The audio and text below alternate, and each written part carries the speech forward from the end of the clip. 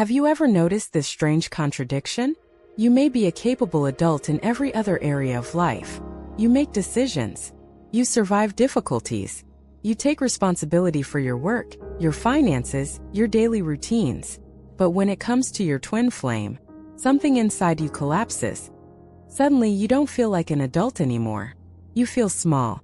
You feel needy. You feel desperate for reassurance. A delayed reply can ruin your entire day. Their silence can trigger panic.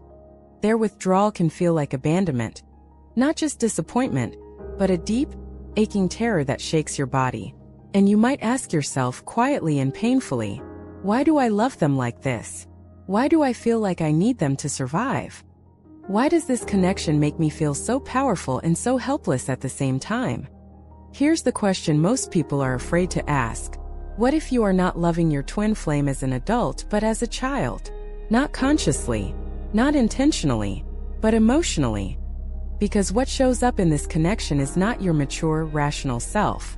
It is your inner child, the part of you that learned love before you learned safety. And twin flame connections don't gently knock on that door.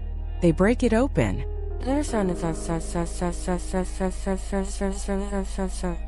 Let's be honest for a moment. When you think about your twin flame, do you recognize any of these feelings? Or a deep craving to be chosen, a longing to be reassured again and again, or a hope that they will finally see you, a belief that if they love you enough, you will finally feel whole, or a fear that without them, something inside you will fall apart. If so, this video is not here to shame you. It is here to liberate you, because this pattern does not mean you are weak. It means your nervous system learned love through lack. And twin flame energy does not create this wound. It exposes it.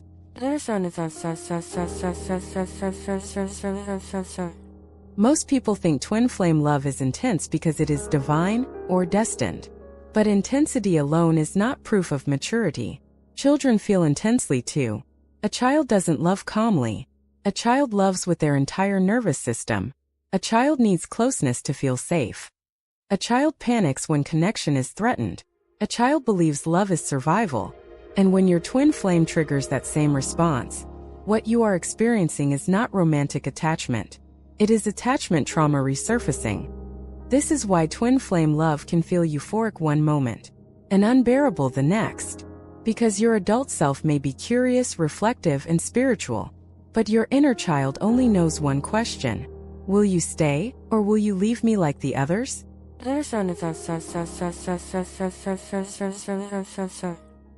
Here's where the confusion deepens. You might tell yourself, I've healed my childhood. I understand my patterns. I'm spiritually aware. And yet, none of that seems to matter when they pull away. Because intellectual understanding does not regulate the nervous system. Your body remembers what your mind has forgiven. Your body remembers every moment when love felt conditional. Every time comfort was inconsistent.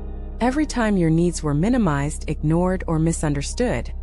So when your twin flame mirrors distance, silence, or emotional unavailability, your system doesn't react from the present. It reacts from the past. That's why your response feels disproportionate.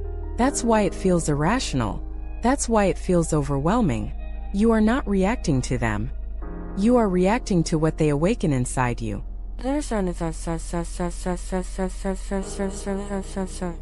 And this is the part that hurts to hear. Many people are not actually asking their twin flame for love. They are asking for repair. Repair of the moments they were not held. Repair of the times they were not protected. Repair of the emotional safety they never learned to give themselves. So unconsciously, the twin flame becomes the parent who finally understands, the caregiver who never abandons, the proof that I am lovable now. And that's why losing them, or even imagining losing them, feels catastrophic. Because to the inner child, this is not a breakup. It is reabandonment.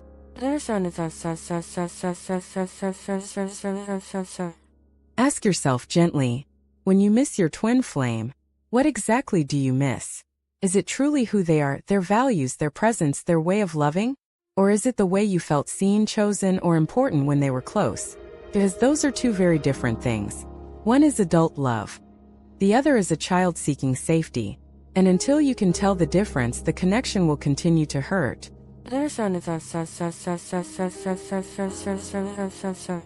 Twin flame dynamics often feel unfair because one person appears to detach more easily. But from a psychological perspective, this makes sense. When one partner operates more from the wounded inner child, and the other from emotional avoidance or spiritual dissociation, the imbalance becomes extreme. One clings, one runs, one begs for reassurance, one withdraws to feel in control, and both are wounded just in opposite ways. This is not a punishment. It is a mirror that shows you exactly where love stopped feeling safe for you.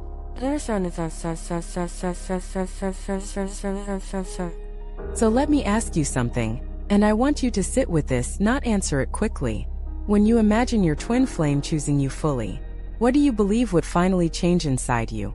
Would you finally relax? Finally feel worthy? Finally feel secure? If the answer is yes, then the love you are seeking is not coming from them. It is coming from a part of you that never received it. And no external connection, no matter how spiritual, karmic, or intense, can replace that missing foundation. That is why twin flame journeys feel so painful. Not because they are cruel, but because they refuse to let you stay a child in an adult body.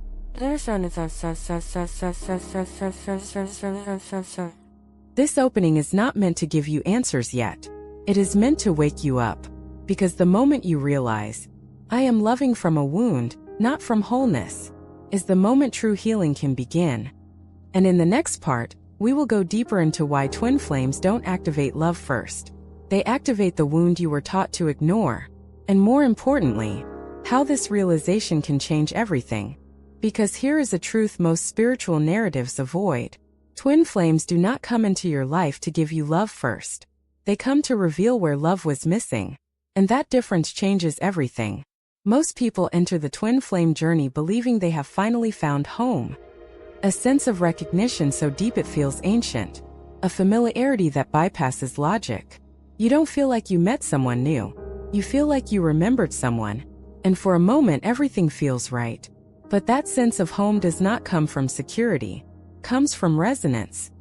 Twin flames resonate with your core emotional imprint. Not your healed self, but your most formative one. And for many people, that imprint was shaped by absence, inconsistency, or emotional uncertainty. So what you experience as soul recognition is often something more uncomfortable. Your nervous system recognizing a familiar pattern of love.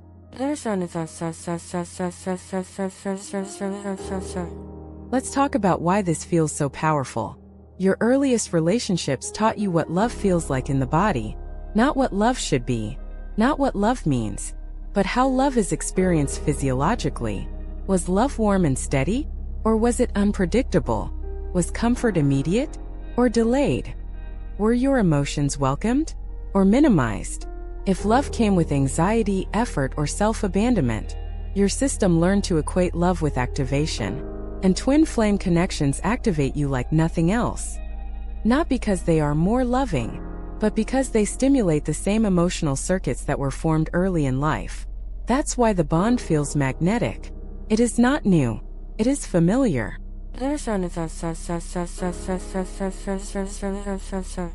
This is where many people misunderstand the intensity. They say, I've never felt this way before. But often that's not entirely true. You have felt this before, just not in adult relationships. You felt it as a child when love felt uncertain. The longing, the waiting, the hope that this time someone would stay. So when your twin flame pulls away, the pain doesn't just belong to the present moment. It reactivates every moment in your life when connection felt fragile. This is not about destiny. It is about memory.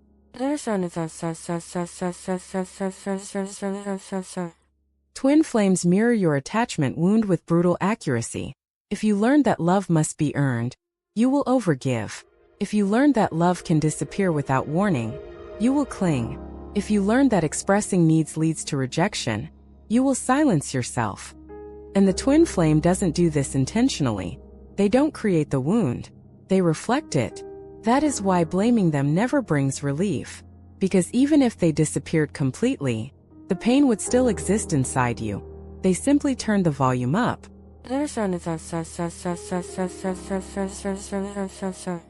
Let's address something uncomfortable. Why do twin flames often feel emotionally unavailable? Because emotional unavailability is not random. It is complementary.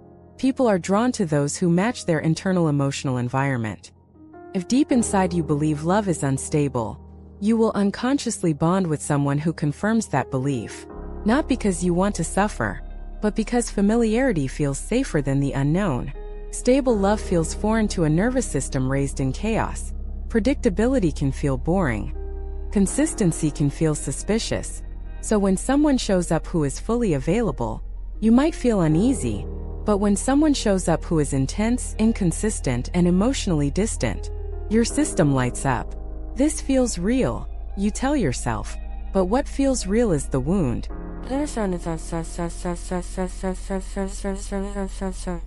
This is why twin flame dynamics often involve push and pull. One person becomes hyper-attuned to the connection. The other distances to regulate themselves. One feels everything deeply. The other numbs. Both are coping. Both are protecting themselves. And both are being asked to confront patterns that once kept them safe. The twin flame doesn't break you. They remove your coping mechanisms.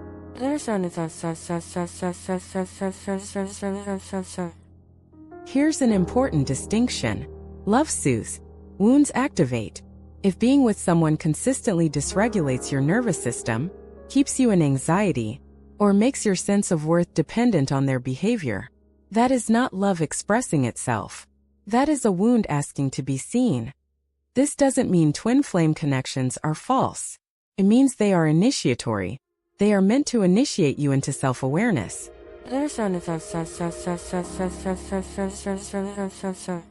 Think about how often you ask questions like, why are they doing this to me? Why won't they just choose me? Why does this hurt so much? These questions assume the pain is caused by their actions.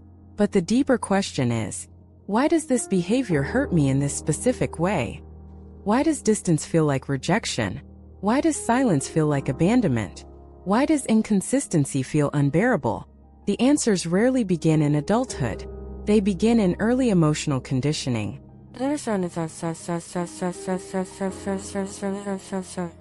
Twin flames force you to confront something you may have avoided for years.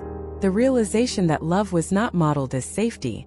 And until safety is internalized, no connection can feel secure. That's why spiritual language alone cannot heal this journey. You can call it karmic, divine, or sacred, but the body still reacts. Healing must happen at the level of the nervous system, at the level where the wound lives.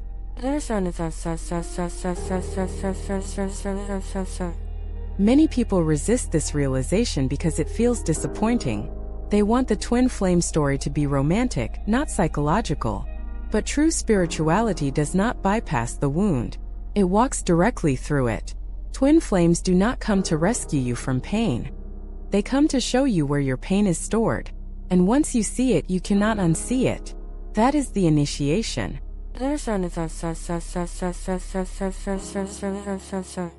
Here is the paradox. The more you chase your twin flame for love, the further you move from healing. But the moment you turn inward and ask, what is this connection revealing about me? The dynamic begins to shift. Not necessarily because they change, but because you do. And when the wound is no longer in charge, the connection loses its power to control you. That is not loss. That is liberation. There is a moment in almost every twin flame journey that feels devastatingly confusing. You tell yourself, I don't need much. I just need them to reassure me. I just need them to stay. I just need them to love me consistently.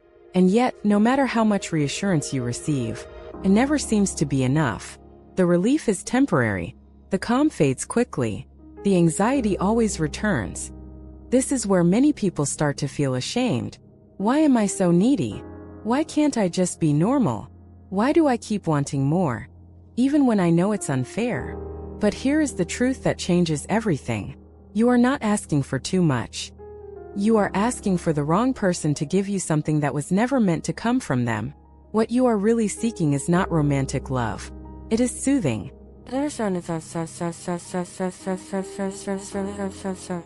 Soothing is different from love. Love can exist even when things are uncertain. Love can tolerate space. Love does not collapse when reassurance is delayed. Soothing, however, is about survival.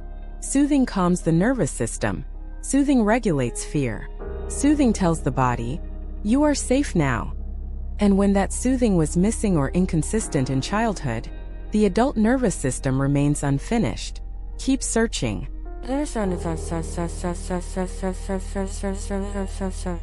Many people believe they want their twin flame to heal them, but healing is not what they are actually asking for. They are asking for someone to notice their distress immediately, respond consistently, anticipate emotional needs, never emotionally disappear, make them feel chosen, prioritized, and safe. These are not unreasonable needs. They are developmental needs. They are the needs of a child. And when those needs were not met early in life, the body never learned how to self-regulate, so it looks outward.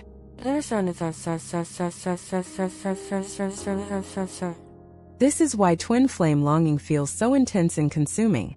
You are not longing for the person alone. You are longing for the state they briefly give you, that moment when they are close, present, attuned. In those moments, your nervous system relaxes. Your thoughts slow down. Your anxiety quiets.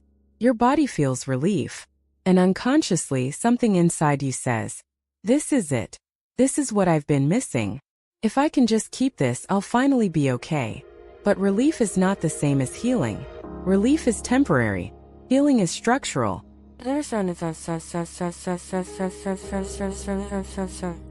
Here is where the twin flame illusion becomes dangerous. You begin to believe, "They calm me, therefore they are my medicine. They make me feel alive, therefore they are my solution. They understand me, therefore they must be my home." And slowly, without realizing it, you hand them a role they never agreed to play. You turn them into your emotional regulator, your anchor, your proof of worth, your source of safety. That is not partnership. That is emotional outsourcing.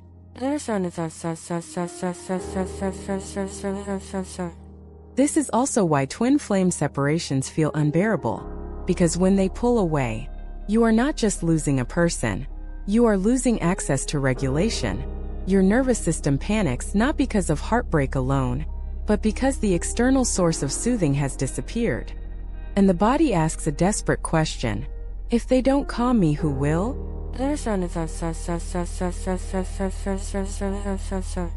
This is the part most people don't want to face. No adult partner can heal a wound that was formed before language. No amount of love from another can replace what was never integrated within you. That does not mean love is powerless. It means love is not meant to function as a life support system.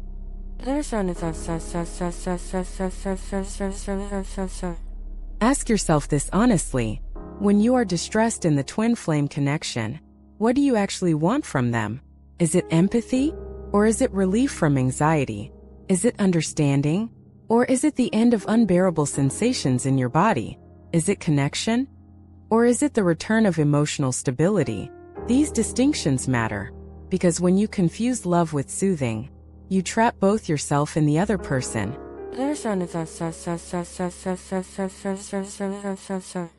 Let's talk about why this pattern feels so childlike. A child cannot self-soothe. A child depends on caregivers to regulate their emotions. When the caregiver is responsive, the child's nervous system learns, "I can feel upset and still be safe." But when caregiving is inconsistent, distant, or unpredictable, the child learns something very different. My safety depends on someone else staying close. If they leave, I fall apart. That belief does not disappear with age, just becomes unconscious.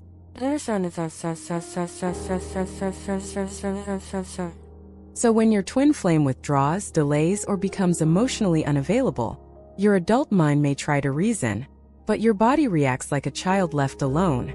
Tight chest, racing thoughts, fear spirals, urgency. You may overthink every message, replay every interaction, feel an almost compulsive need to reconnect. This is not immaturity. This is an unregulated attachment system.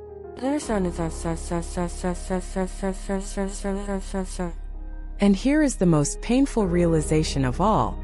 Many people believe their twin flame is meant to heal them, because the pain feels so profound. If it hurts this much, they think, it must be meaningful. But intensity does not equal destiny. Intensity often signals where healing is required. The deeper the wound, the stronger the pull to find someone else to fix it.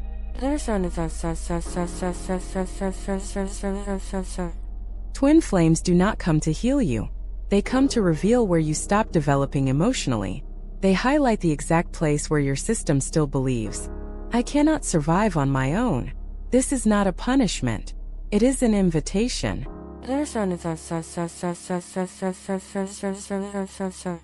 Because the moment you see this pattern, a new question emerges. Not, how do I get them back? But, how do I learn to give myself what I keep asking from them? This is where true healing begins.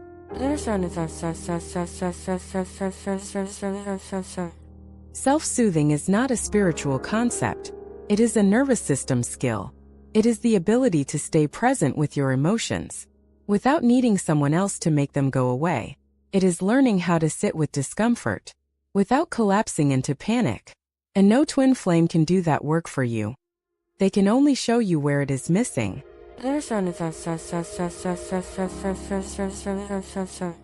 This is why so many twin flame connections stall, loop, or collapse. One person is unconsciously asking to be regulated. The other is unconsciously resisting that responsibility. Both feel misunderstood. Both feel overwhelmed. Both feel exhausted. Because the dynamic was never meant to work that way.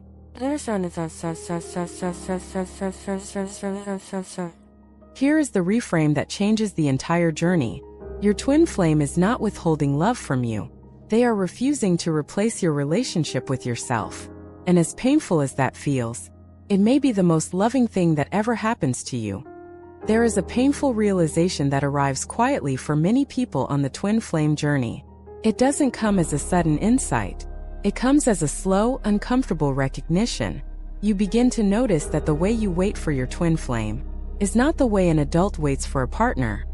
It is the way a child waits for a parent, waiting for a call, waiting for attention, waiting for emotional presence, waiting for reassurance, waiting for proof that you matter. And the hardest part is this: you are not just waiting for them. You are waiting for something that never fully arrived in your childhood.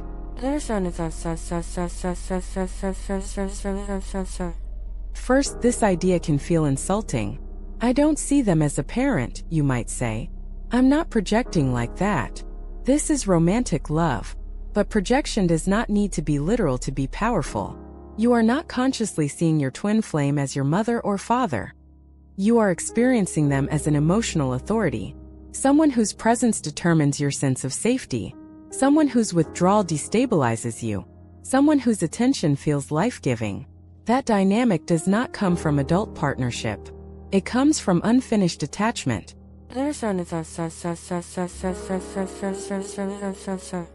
Let's slow this down. In healthy adult love, two regulated nervous systems meet. There is desire, intimacy, vulnerability, yes. But there is also autonomy. You miss your partner, but you don't collapse without them. You want connection, but your worth does not depend on it. You feel hurt by distance, but you don't feel erased. In child-parent dynamics, it is different. The child's emotional world revolves around the caregiver. Presence equals safety. Absence equals danger. So when that same emotional structure shows up in your twin flame connection, it's worth asking why.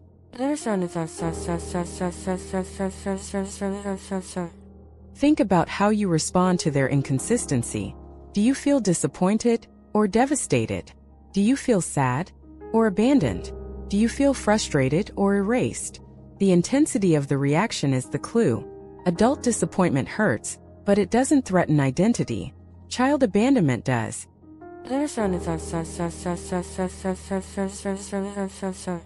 Many people on the twin flame path grew up emotionally self-sufficient too early. They were praised for being strong, independent, or mature. But emotional independence learned through necessity is not the same as emotional safety. Often, these individuals learn to suppress needs rather than have them met. They learn to wait. Wait for attention. Wait for affection. Wait for approval. Wait for love to arrive when it was convenient for someone else. So waiting became familiar. Waiting became normal. Waiting became love.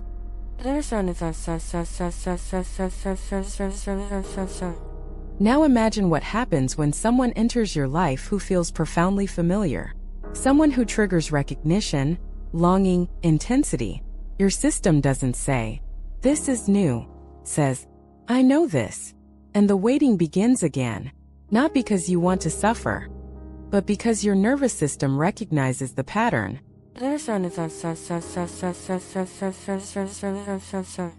This is why twin flame connections can feel suspended in time. On again, off again, close then distant, warm then cold, and you find yourself frozen in anticipation, checking messages, replaying conversations, holding space for someone who may not be holding space for you. You tell yourself you are being patient, but deep down you are hoping that this time they will show up, hoping that this time they will stay, hoping that this time the waiting will finally end. This is not romantic hope. This is developmental hope.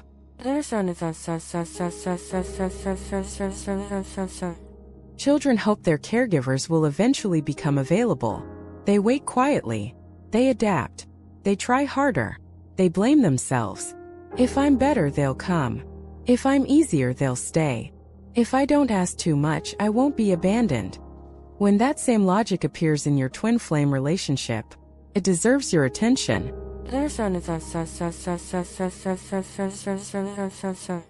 Let's name something that is often left unspoken. Many twin flame seekers were emotionally parentified as children. They learned to read moods. They learned to be understanding. They learned to minimize their own needs. So when their twin flame struggles, withdraws, or becomes overwhelmed, they instinctively make excuses. They're healing. They're not ready. They're afraid. They'll come back when the timing is right. This is not compassion. This is survival strategy. It is the same strategy that once kept you emotionally connected to unavailable caregivers.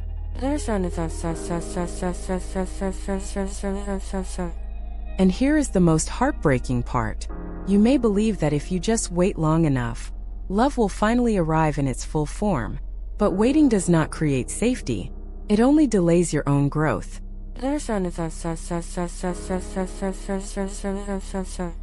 This is where the twin flame lesson becomes sharp and unavoidable.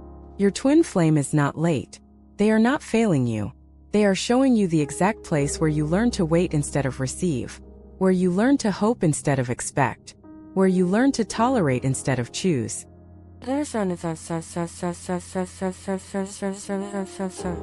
Ask yourself this honestly.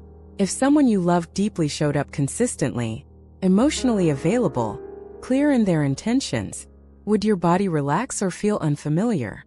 For many people, safety feels strange, because chaos is what they know. Intensity feels like love. Distance feels like longing.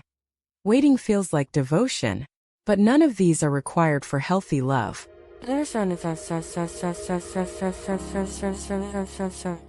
Twin flame energy does not reward waiting. It interrupts it. It forces you to confront a question you may have avoided your entire life. What happens if I stop waiting? What happens if you stop waiting for someone else to choose you? Stop waiting for someone else to regulate you?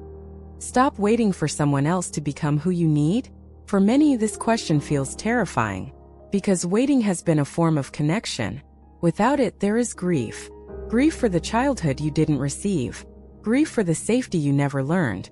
Grief for the love you kept postponing.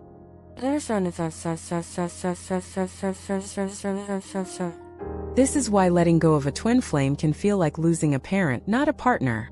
The loss is primal. It touches layers far deeper than romance.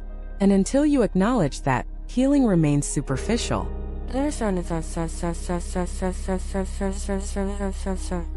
But here is the reframe that transforms everything. Your twin flame is not here to finally show up for you. They are here to show you where you are still waiting to show up for yourself. Waiting to meet your own needs. Waiting to take your own emotions seriously. waiting to become the adult your inner child needed.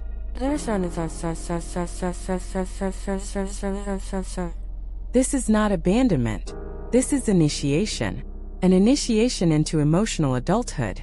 Because real love does not require waiting. Real love does not require self-erasure.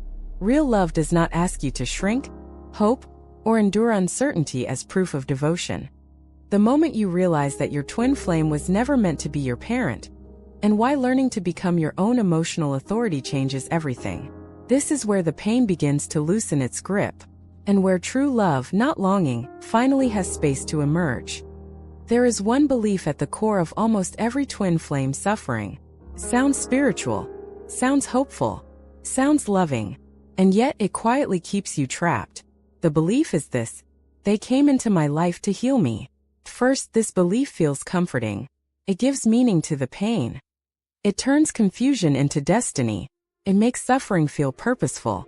If this hurts so much, you tell yourself, it must be because something sacred is happening. But here is the truth most people are not ready to hear. No one enters your life to heal you. They enter your life to reveal what still needs healing. And that distinction changes everything.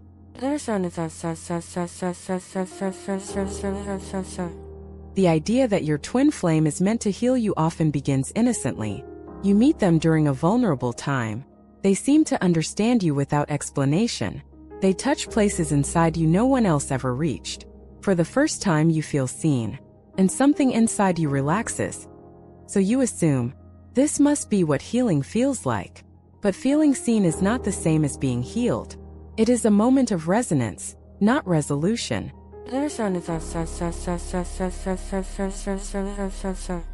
Healing is not something that happens to you. Healing is something that happens within you. And when healing is outsourced to another person, it becomes dependency. Spiritual dependency is still dependency, it just wears a prettier mask.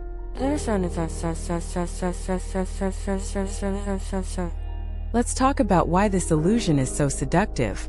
If you grew up without consistent emotional support, your nervous system learned to scan for relief. So when someone finally makes you feel calm, understood, or safe, even briefly, your system attaches quickly. Not because you are foolish, but because relief feels like survival. And in that moment, it is easy to believe, they are the answer. They are the missing piece. They complete me. But healing does not come from completion, comes from integration.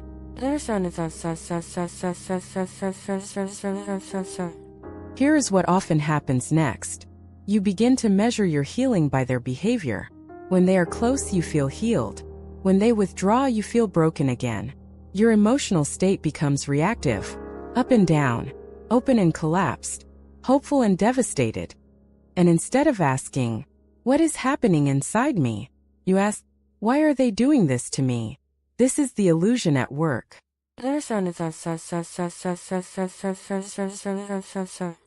Believing your twin flame is meant to heal you creates a subtle power imbalance. They become the one who has something you lack. Peace, wholeness, stability, worth. And you become the one who is waiting to receive. This dynamic is not love. It is hierarchy. And hierarchy always breeds pain.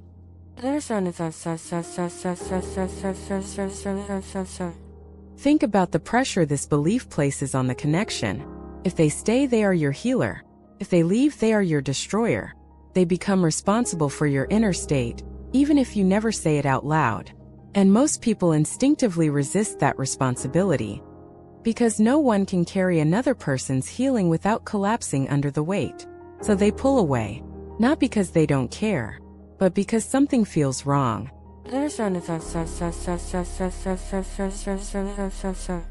This is why twin flame runners often feel overwhelmed. They sense, consciously or unconsciously, that they are being asked to be a source of stability they cannot provide. They feel responsible for emotions that do not belong to them. And the more you look to them for healing, the more distance they need to breathe. This creates the cycle: chasing and running, hope and withdrawal, attachment and avoidance.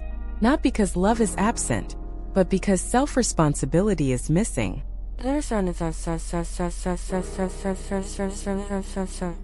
Here is a hard question, And I want you to sit with it.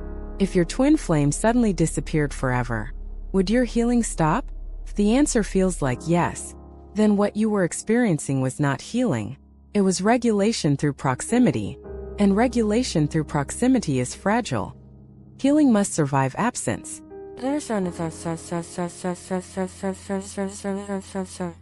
This is why so many twin flame connections force separation, not as punishment, but as necessity, because as long as you believe someone else is responsible for your healing, you will never fully claim your own power. Separation removes the illusion, takes away the external source. And what remains is the wound, raw, unfiltered, unavoidable.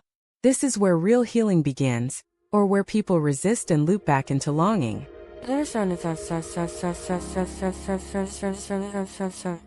The spiritual community often romanticizes this process. They say, separation is part of the journey. Union comes when you are healed.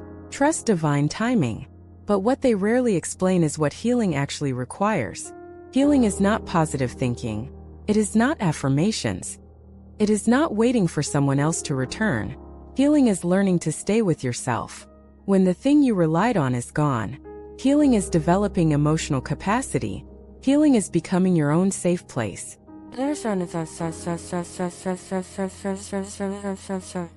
When you stop believing your twin flame is meant to heal you, something shifts. First, it feels like grief, because the story collapses, the fantasy dissolves, the hope that someone else will finally make everything okay fades. And what remains is you, your emotions, your needs, your unfinished pain. This is not failure. This is honesty.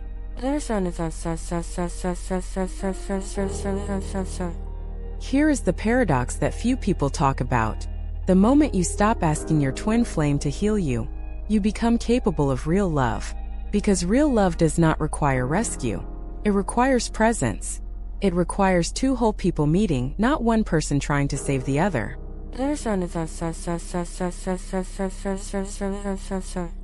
This doesn't mean twin flames cannot grow together.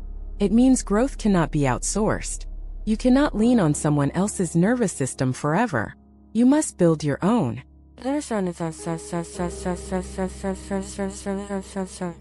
Ask yourself this: what part of me believes I am broken? What part of me is waiting to be fixed?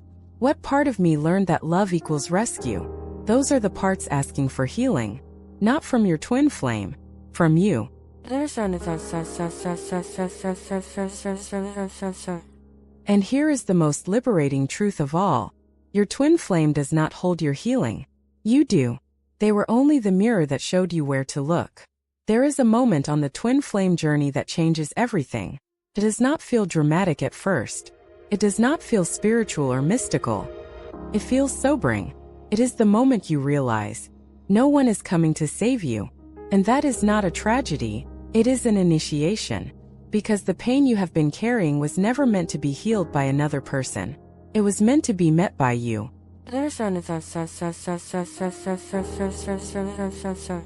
For most of your life, you may have been searching outward, looking for someone who would finally understand, someone who would stay emotionally present, someone who would soothe you when things felt overwhelming. And when your twin flame appeared, it felt like the answer to a prayer. Not because they were perfect, but because they activated the hope that this time love would feel safe. But the truth is, that hope did not belong to your adult self. It belonged to the part of you that never learned how to feel safe on its own.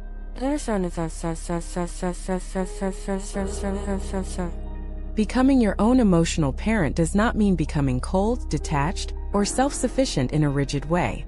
It means developing the capacity to stay with yourself, especially when things hurt, especially when you feel rejected, especially when someone pulls away, especially when the old panic rises in your chest. It means no longer abandoning yourself when someone else does.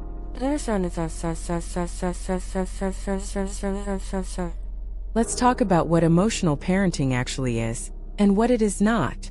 Emotional parenting is not telling yourself to be strong. It is not shaming yourself for having needs. It is not forcing yourself to detach prematurely. Those are survival strategies. Emotional parenting is presence. It is the ability to say internally, I see you. I feel what you're feeling. You're allowed to be here. You don't have to disappear to be loved. Most people were never taught this. They were taught to suppress, minimize, or distract. So when intense emotions arise in the twin flame dynamic, they reach outward. They seek reassurance. They seek explanation. They seek relief through another person. But emotional parenting turns inward.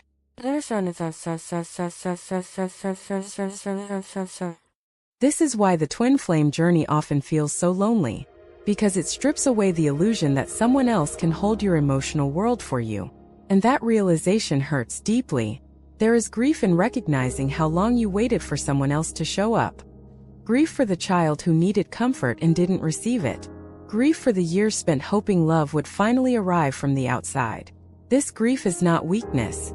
It is necessary, because you cannot become your own emotional parent without first mourning the one you needed but never had.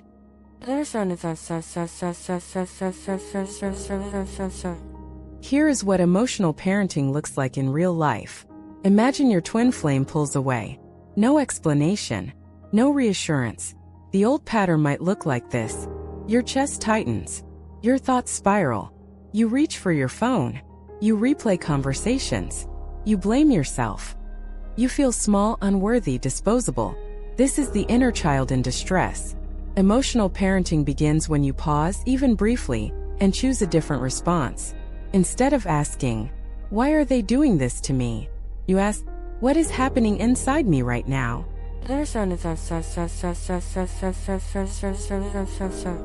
You notice the fear, not intellectually, physically, the racing heart, the heaviness in your stomach, the urge to fix, chase, or disappear.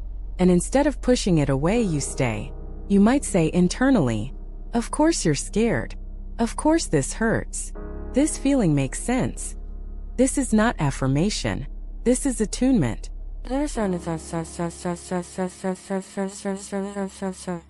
A child does not need solutions first. A child needs to feel seen. So when you become your own emotional parent, you stop trying to fix the feeling immediately. You stop asking how to make it go away. You focus on being present with it. That alone begins to regulate the nervous system.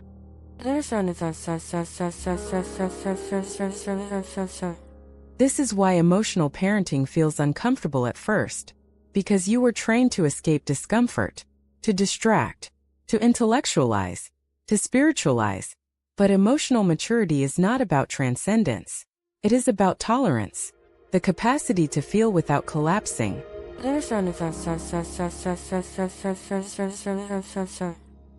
Here is an important distinction. Self-soothing is not numbing. It is not scrolling. It is not suppressing emotion.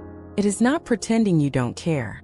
Self-soothing is staying connected to yourself while the emotion moves through you.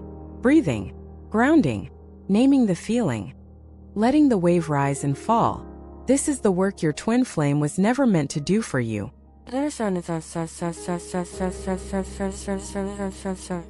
Many people fear that if they stop seeking reassurance from their twin flame, they will lose the connection. But what you actually lose is dependency. And dependency is not intimacy. Dependency is fear dressed up as love.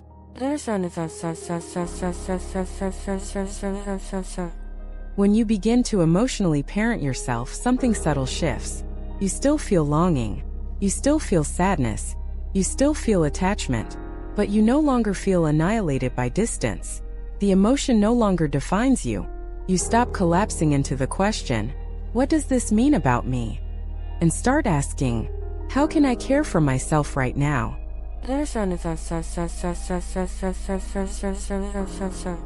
This is the moment your power returns. Not because the pain disappears, but because you are no longer at its mercy. You realize that you can survive your feelings. And that realization is profound.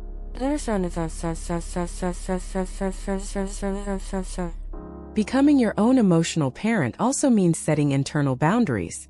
It means noticing when you are abandoning yourself to maintain connection, over-explaining, over-giving, waiting, tolerating behavior that hurts you, and gently saying, I don't have to do this anymore. Not from anger. Not from punishment. from self-respect. This is where many twin flame dynamics either transform or dissolve, because when you stop seeking a parent, you stop attracting a dynamic that requires one. The push and pull loses its charge. The drama loses its fuel. Not because you stopped loving, but because you stopped needing to be rescued.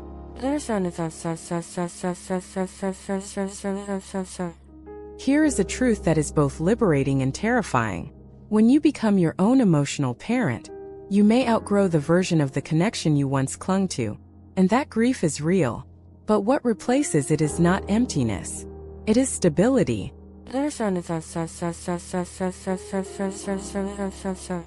Stability does not feel like fireworks. It feels quiet. It feels grounded. It feels like standing on your own 2 feet emotionally. And for many people this feels unfamiliar, even boring, because chaos once felt like connection. But peace is not the absence of love. It is the presence of safety.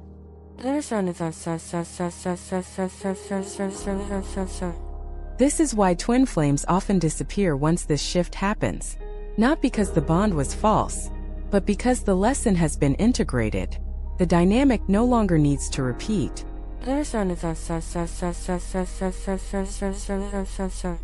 Becoming your own emotional parent does not mean you no longer desire connection. It means you no longer require someone else to regulate your worth. You can want love without begging for it. You can feel attachment without losing yourself. You can experience longing without self-abandonment. This is emotional adulthood.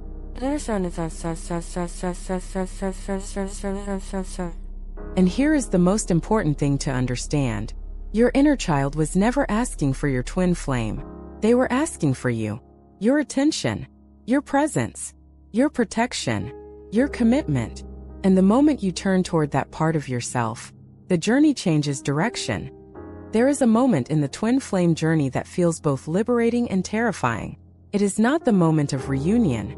It is not the moment of separation. It is the moment when you realize you no longer need them the way you once did. And that realization changes everything.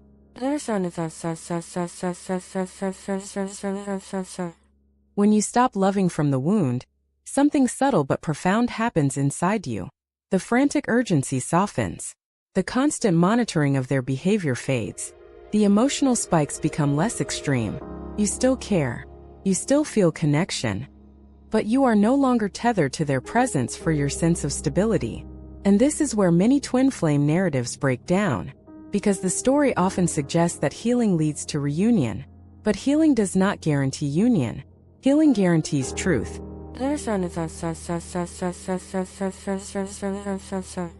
When you were loving from the wound, the connection was fueled by lack. Fear of abandonment. Fear of being unchosen. Fear of being alone. Those fears kept the bond intense. Intensity can feel like passion, but it is often anxiety in disguise. When the wound begins to heal, that fuel disappears. And without fuel, the dynamic must change.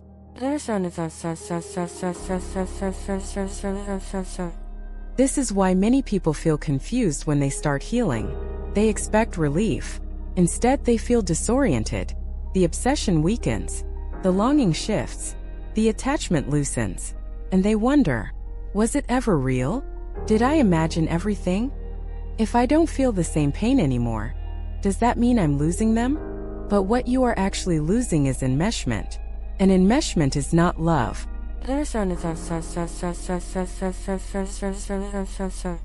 Love does not require suffering to prove its depth.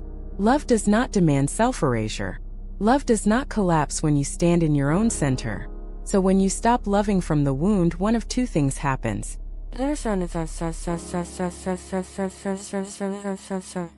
First possibility, the connection transforms. If both people are willing to meet from emotional adulthood, the dynamic can stabilize. Communication becomes clearer. Boundaries become respected. Distance no longer feels like abandonment. The bond no longer relies on intensity to feel alive. It becomes quieter, slower, more grounded. This version of connection is often less dramatic and far more sustainable, but it requires both people to let go of old roles. No more rescuer. No more wounded child. No more runner or chaser. Just two adults choosing each other.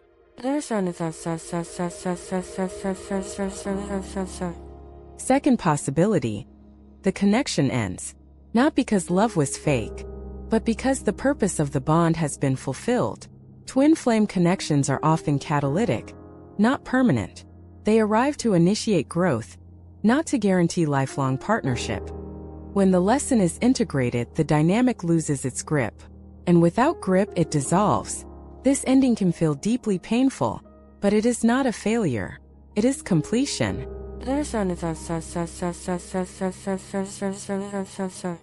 Many people resist this phase because it challenges the identity they built around the connection. For a long time, your pain gave you purpose. Your longing gave you meaning. Your waiting made you feel devoted. When that disappears, there is a void. And in that void, you must confront a question you may have avoided. Who am I without this story?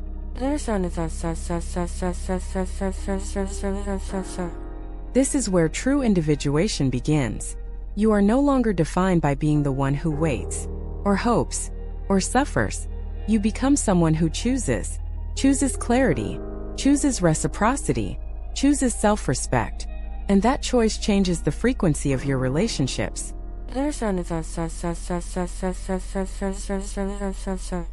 It is important to understand this. If your twin flame was only able to connect with you through the wound, they may not recognize you once you heal. This is not rejection. It is mismatch. They were attuned to your pain, not your wholeness. And when pain no longer leads, the resonance shifts.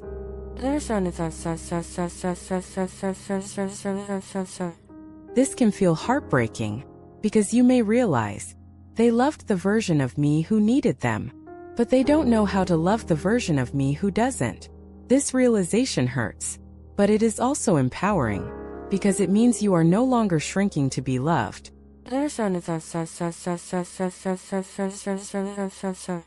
There is grief in this stage. Grief for the fantasy. Grief for the intensity. Grief for the future you imagined. But there is also relief. Relief from the emotional roller coaster. Relief from the constant self-doubt. Relief from the need to prove your worth. This relief is not numbness. It is regulation.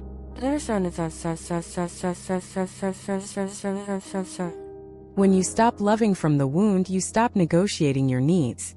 You stop accepting breadcrumbs. You stop explaining your boundaries. You stop chasing connection at the cost of your dignity. And that changes how people respond to you. Some step forward. Some fall away. Both outcomes are information.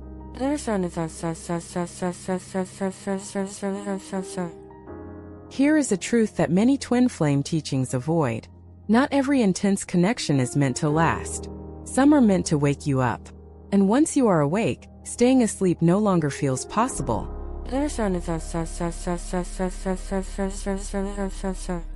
You may wonder, if I no longer feel the same longing, did I lose something sacred? No. You lost the part of the connection that was built on fear. What remains, if anything remains, is real. And real love does not feel like desperation.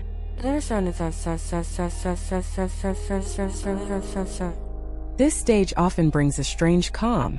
Not happiness, not excitement, but neutrality.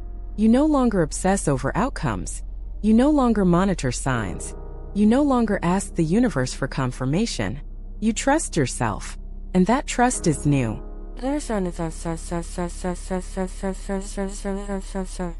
This is also the stage where you may attract different kinds of relationships. Healthier, more consistent, less dramatic. First, they may feel unfamiliar, because your nervous system was conditioned to equate intensity with love. But over time, safety begins to feel satisfying. And you realize, this is what love feels like when it doesn't hurt.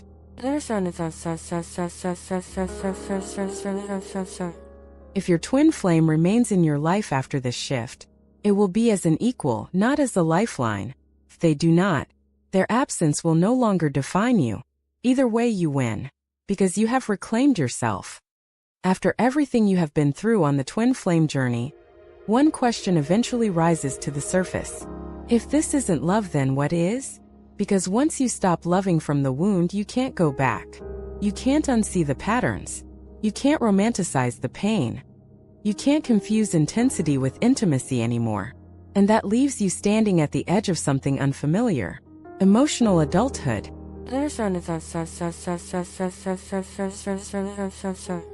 Emotional adulthood is not about being detached. It is not about becoming indifferent. It is not about suppressing desire or longing. It is about choice instead of compulsion. You still feel attraction. You still feel closeness. You still feel vulnerability. But those feelings no longer hijack your nervous system. You are present.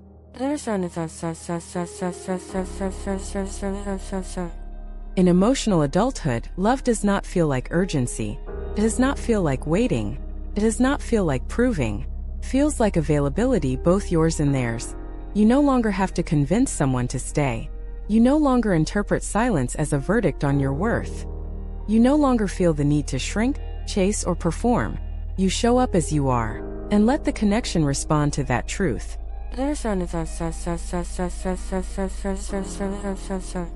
One of the clearest signs of emotional adulthood is self-reference. You no longer ask, "What do they feel about me? What do they want from me? What does this mean?" Instead you ask, "How do I feel in this connection? Do I feel safe? Do I feel respected? Do I feel emotionally met?" Your internal experience becomes the compass. Not fantasy, not hope, not potential. Reality.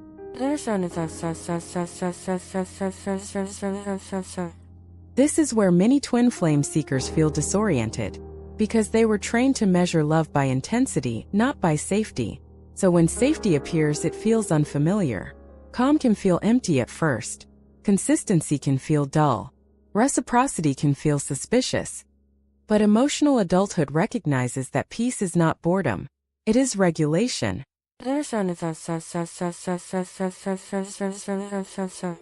In emotionally adult love, conflict does not trigger collapse. Disagreements happen. Misunderstandings arise. But you do not panic at the first sign of tension. You do not fear abandonment. You trust the connection to withstand discomfort. And more importantly, you trust yourself to survive if it doesn't.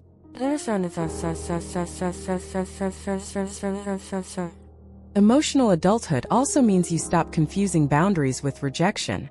When someone says no, you don't hear, "You are not enough." You hear, "This is their limit." And you respond with discernment, not self-blame. You don't chase closed doors. You don't beg for access. You respect reality.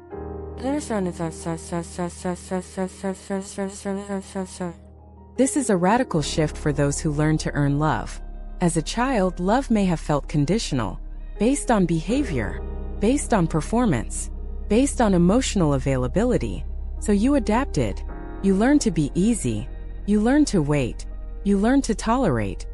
Emotional adulthood unlearns all of that.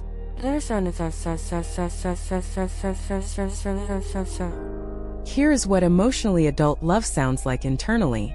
I want you, but I don't need you to survive. I care deeply, but I won't abandon myself. I am open, but I am not available for inconsistency. I can love you and still choose myself. This is not coldness. This is integration.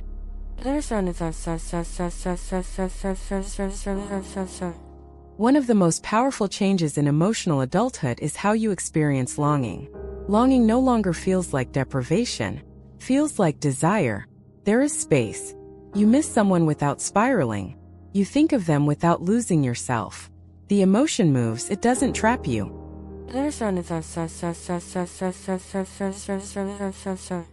In emotional adulthood, you also stop assigning cosmic meaning to every interaction. Not every connection is destiny. Not every absence is a lesson. Not every ending is karmic. Some people are simply incompatible. And that truth does not threaten your worth.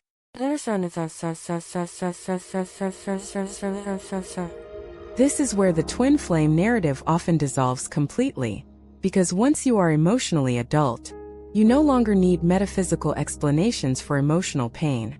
You understand what is happening in your body. You understand your patterns. You trust your perception. And that grounded understanding feels more spiritual than any fantasy ever did.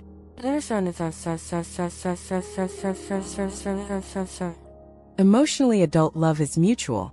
Not perfect, but mutual. There is effort on both sides, presence on both sides, accountability on both sides. You no longer carry the relationship alone. And if you find yourself doing so, you step back. Not in anger, in clarity.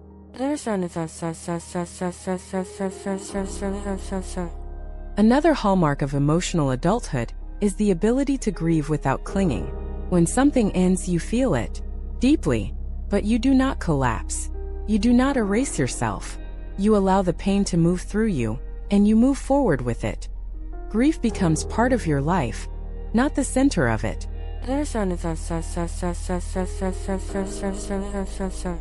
This is what your inner child was waiting for. Not for a twin flame to arrive, but for you to grow up emotionally and come back for them. To say, I am here now. I won't abandon you. We can feel this and survive. That is the safety you were seeking.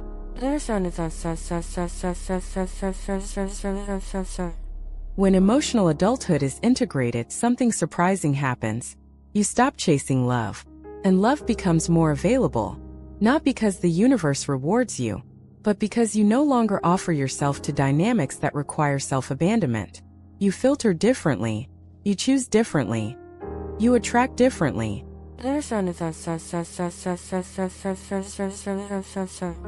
This does not mean you will never feel triggered again.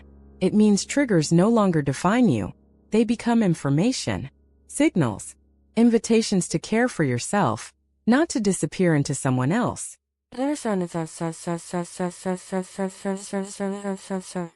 This is what true healing looks like. Not the absence of pain, but the presence of capacity.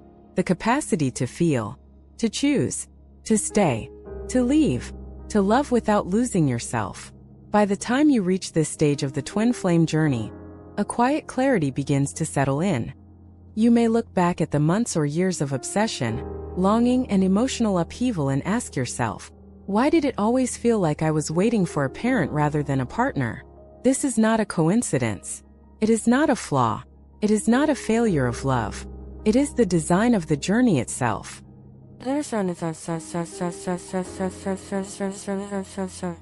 Twin flame love feels childlike because it taps into your unresolved inner child patterns. Think about it for a moment.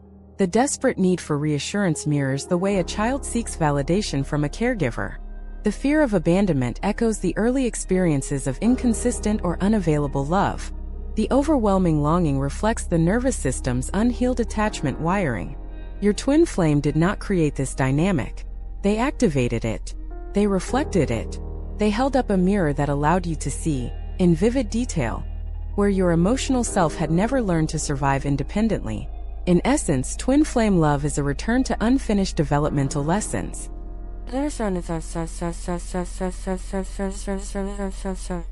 The childlike quality of the connection is also why it feels so intoxicating.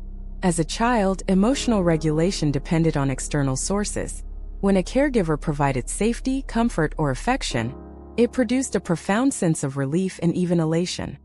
That brief window of reassurance became a source of survival-based pleasure. Your twin flame taps into the exact same neurological response. The closeness, the moments of attunement, the intense intimacy. They temporarily soothe your nervous system in ways that feel addictive. Your brain reads it as life-sustaining, even if the love is inconsistent. This is why twin flame love can feel like a drug. Addictive, compulsive, and often painful.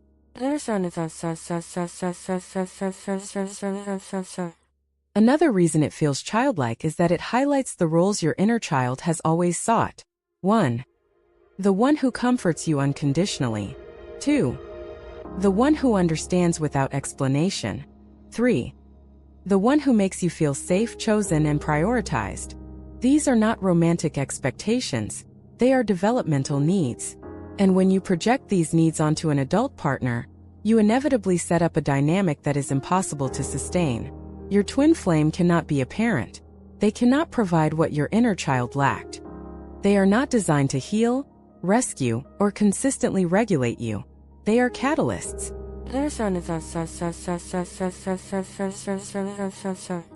This is the paradox that makes twin flame love so intense. You feel compelled to give more, chase harder, and hope endlessly. Yet at the same time, the connection often pushes you away, mirrors your insecurities, or triggers your abandonment fears. It is a crucible of growth. The intensity is a message. You are ready to stop waiting for someone else to make you whole. You are ready to become your own emotional parent.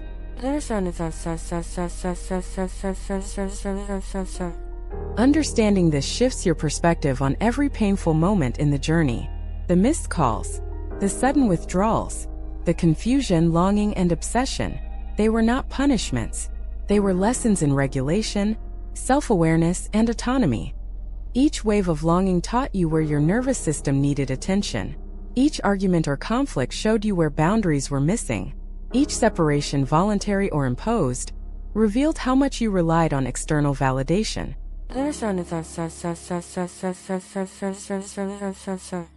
This is why the twin flame journey often feels cyclical. It repeats patterns until you are willing to integrate them, until you are willing to recognize your inner child's needs without blaming another person. Provide emotional soothing internally rather than externally.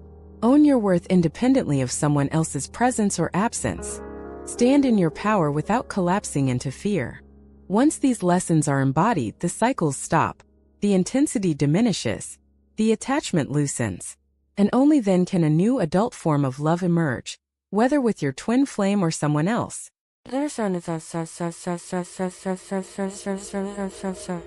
Let's be clear. This does not mean the connection is meaningless. Every twin flame interaction, the longing, the pain, the joy, serves a purpose of maturation. It teaches you emotional self-reliance. It awakens your nervous system to the difference between real intimacy and dependency. It allows you to witness your own patterns without judgment.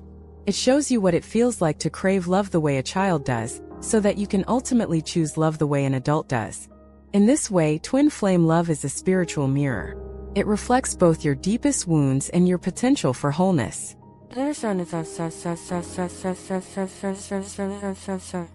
Another reason twin flame love feels childlike is that it invites radical vulnerability. When your inner child feels unsafe, you tend to hide emotions, shrink, or protect yourself. Twin flame connections pierce that armor. They ignite vulnerability in ways that feel both terrifying and exhilarating. You want to be seen completely. You want to be loved completely. You want to surrender completely. But your survival instincts resist. And this tension between surrender and self-preservation recreates the childlike dynamic. You oscillate between longing for comfort and fearing abandonment.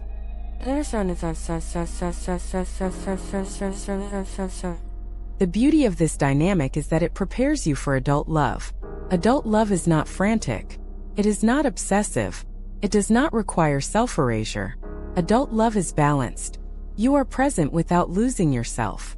You give without expecting a rescue. You communicate clearly without fear of abandonment. You stay grounded even when the other person withdraws temporarily.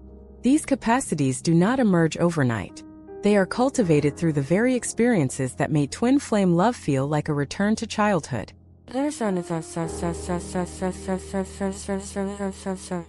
Here is the essential truth that every twin flame seeker must internalize.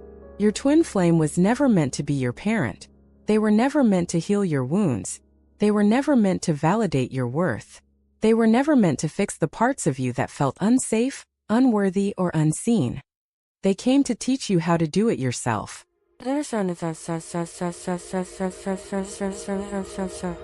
This is why the journey is so transformative. It forces you to ask, who am I when I am not seeking reassurance? Who am I when I am not chasing someone else's attention? Who am I when I stand in my own emotional authority? And when you answer these questions honestly, the answers become the foundation for mature love.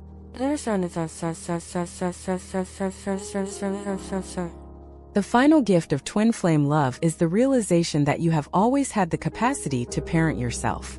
All the validation, safety, and emotional stability you were waiting for externally exists inside you, waiting for recognition. The twin flame connection merely accelerates the process by reflecting your unconscious patterns back to you.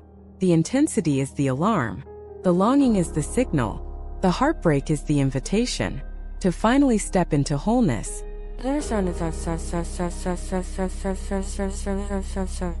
When you integrate this truth, a profound liberation occurs. You no longer need to obsess. You no longer need to chase. You no longer need to hope that someone else will finally arrive and complete you. You are already complete. And from this place of completion, love transforms. It becomes joyful, not frantic. It becomes present, not anxious. It becomes sustainable, not draining. Whether your twin flame remains in your life or not, the journey has fulfilled its purpose. We have now arrived at the culmination of the twin flame journey, the stage where the lessons crystallize, the cycles cease, and the pain you once carried transforms into wisdom. This is the part where the childlike longing finally meets adult clarity, where your inner child is honored, and where love becomes both nurturing and liberating.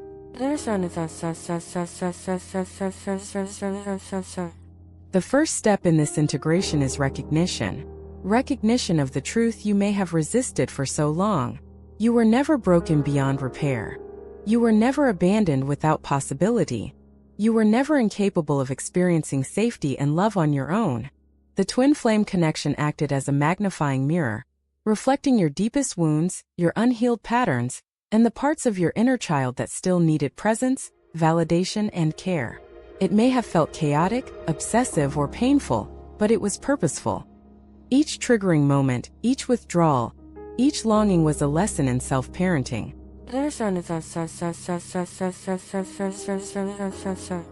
Step 2. Emotional self-parenting. By now, you have begun to practice emotional self-parenting, but integration requires fully embodying it. Ask yourself, who is the inner child inside me? What are their unmet needs? How can I consistently provide comfort, reassurance, and safety to that part of myself? This is not about denial or distraction. It is about presence. When fear arises, you validate it instead of judging it. When sadness arises, you hold it instead of escaping it. When longing arises, you witness it instead of projecting it onto someone else. You are no longer a child seeking a parent. You are the adult who provides for the child inside you.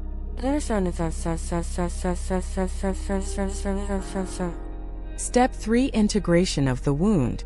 The twin flame journey is painful because it activates your attachment wound. Some of you grew up with emotional inconsistency. Some of you experienced abandonment or neglect. Some of you were taught that love must be earned.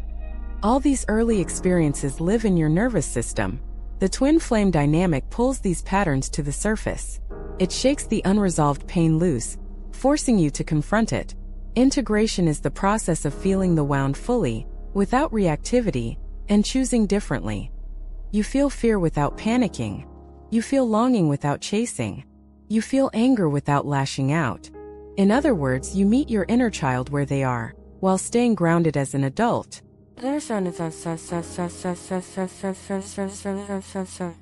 Step 4. Reclaiming your power. As you integrate, you reclaim the power you may have handed over to your twin flame. You stop believing that your worth, happiness, or safety depends on someone else. You stop defining your value by their presence or absence. You recognize that connection is a choice, not a lifeline. And in that choice you find freedom. Freedom to love without attachment. Freedom to express desire without desperation. Freedom to engage without fear of annihilation.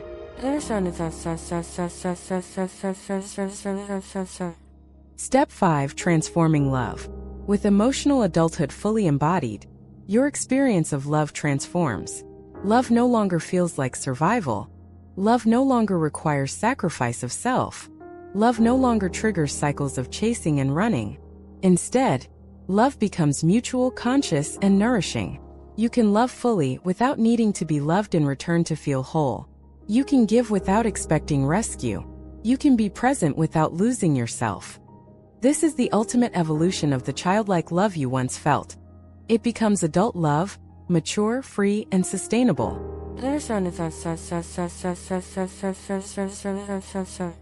Step 6. Honoring your inner child. Although you have stepped into adulthood, the inner child remains sacred. That child carried your early experiences, your unmet needs, and your longing for safety.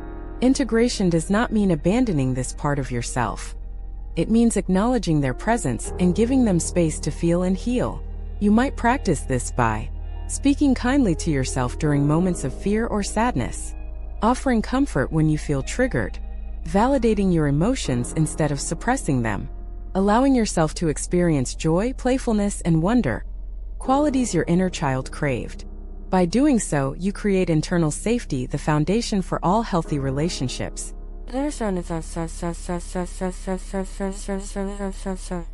Step 7. Rewriting your love blueprint. With your inner child attended to, you can now rewrite the blueprint of love you operate from. No longer is love a series of frantic attempts to secure someone else's presence. No longer is love about fear, attachment, or validation. Now love can be conscious and intentional, reciprocal and balanced, passionate without chaos, deep without dependency. You are free to choose relationships based on alignment, mutual respect, and shared growth, rather than desperation or unresolved childhood needs.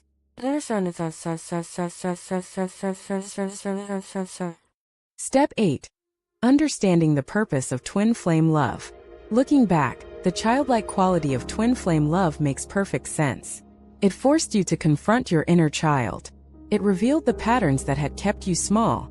It showed you where your emotional independence was missing. The purpose was never to create suffering or obsession. It was to prepare you for the kind of love that is conscious, grounded, and whole. And that preparation is invaluable.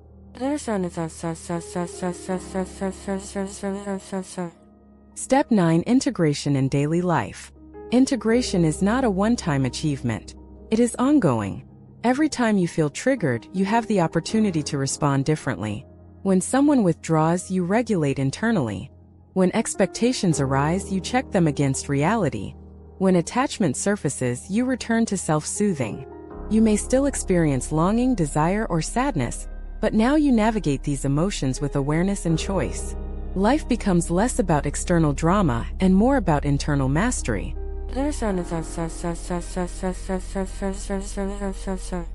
Step 10. Stepping into wholeness and freedom. Ultimately, the twin flame journey leads to wholeness. You are no longer fragmented between inner child needs and adult desires. You are no longer chasing validation. You are no longer defining yourself through another person. You are free to love yourself, others, and even your twin flame without attachment or fear. This is the transformation every twin flame relationship seeks to catalyze. It is the shift from needing love to being able to receive love fully while standing in your own power.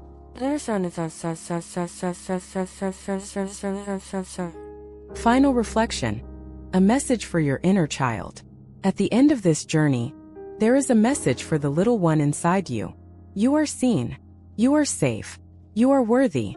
You are loved, not because someone else proves it, but because you exist. I am here now, and I will never abandon you again. This is the ultimate healing. This is the end of searching outside for what has always been inside. This is the moment where the childlike love you experienced with your twin flame transforms into adult, conscious, and empowered love. A love that is sustainable, nurturing, and free.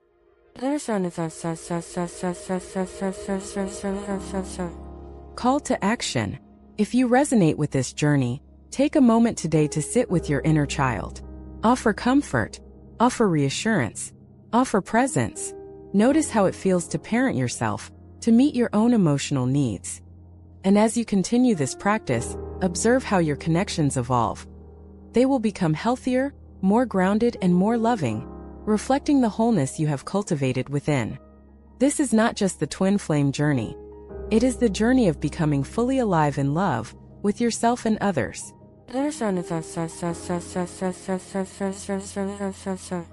The transformation is complete when you realize the love that once felt childlike was never a limitation. It was a teacher. And now you are ready to love as a whole, sovereign, and emotionally mature adult.